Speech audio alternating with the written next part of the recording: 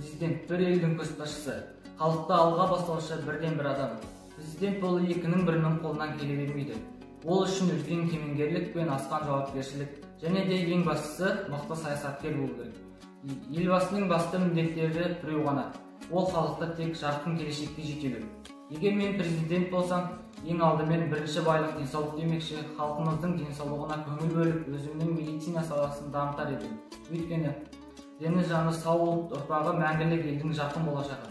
Келесі кезекте білім саласына көңіл бөлер едім. Білімді ұрпақ елімізді өсіп өркендеуіне өз үлесін қоса алады. Ең алдымен тілдің мәртебесін көтерер едім. Мен ойымша ең басты мәселе жастарға қазақ тілінде сөйлеуге, мемлекеттік тіл мәртебесін көтеріп, ана тілін ұмытпауға, сыйлауға үйретер едім. Себебі тілі мен дінін жоғалтқан ол тамырынан айырылған ағаш сияқты ғұмыры қысқа. Білім саласында латын тілін көшіруге өз үлесімді қосар едім. Қазіргі уақытта біз жастар заманның талабына сай елдер арасында алда болуымыз керек. Екіншіден, өзіміздің тарихи ескерткіштерімізді сақтауға көптеген жұмыстар атқарар едім. Болашақ жастар өз тарихын сыйлауға міндетті. Өйткені ол тарих мұра. Қазақ халқын әлемдегі күллі жұрт танитындай деңгейге жеткізуге тырысамын. Үшіншіден, экономикамыздың дамуына көңіл бөлер едім. Осы үш мәселе бас көтерсе, еліміз дамыған 30 елдердің қатарына қосылар еді. Мемлекет байлығы ол адам болып саналады.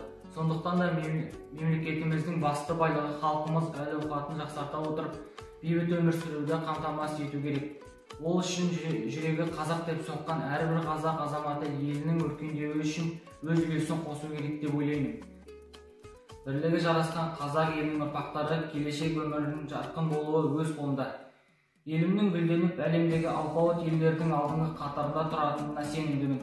Армансыз адам қанатсыз құспен тең деп халық даналығында бекер айтылмаған.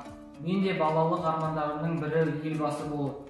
Мен армандарымның орындалатынына сенімдімін. Мәңгілік Қазақстан президенті ретінде елімнің өсіп өркендеуіне өз үлесімді қосқым келеді.